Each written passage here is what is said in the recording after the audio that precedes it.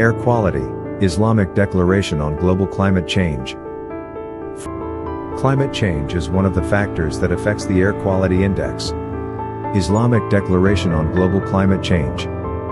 A faith-based initiative by Islamic environmentalists to combat climate change, addressed to Muslims worldwide. Resulted from the 2015 International Islamic Climate Change Symposium in the lead-up to the Paris Climate Change Conference. Launched in Istanbul on 17 August 18, 2015 during a two-day symposium. Organized by the Organization of Islamic Cooperation, OIC, ISESCO, and the International Islamic Fiqh Academy. Co-organized by Islamic Relief Worldwide and the Islamic Foundation for Ecology and Environmental Sciences, IFES. Supported by the Climate Action Network, CAN. Endorsed by the Grand Muftis of Lebanon and Uganda, along with scholars and teachers from 20 countries. Message of the Declaration. Rooted in Islamic principles and ethics from the knowledge of creation, Ilm al-Halq, of the Quran. Emphasizes the moral and spiritual obligation to combat climate change. Calls for rejecting human greed, respecting the balance of nature, and fulfilling the role of humans as stewards, Khalifa, of the earth.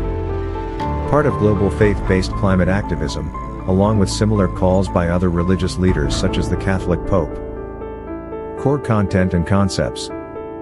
Starts with the affirmation that God created the world, emphasizing the unity and shared responsibility of humanity. Highlights human failures in stewardship, which have led to corruption and abuse of the earth. Refers to the Prophet Muhammad's lifestyle as an example of environmental friendliness and conservation that is in line with Islamic values. A carbon footprint is a measure of a person's impact on the environment, especially in terms of greenhouse gas emissions such as carbon dioxide, CO2. The larger the carbon footprint, the greater the contribution to climate change and environmental degradation. In Islam, humans are tasked with being Khalifa, caretaker, on earth. Prohibition of destruction, Israf and Fasid. The Quran prohibits excessive and destructive behavior, and do not cause corruption on earth. Efficiency and thrift, Islam encourages not to be excessive in using resources. Verily the wasteful are brothers of Satan. Destructing the environment not only affects humans, but also other creatures, including animals and plants which are also God's creations.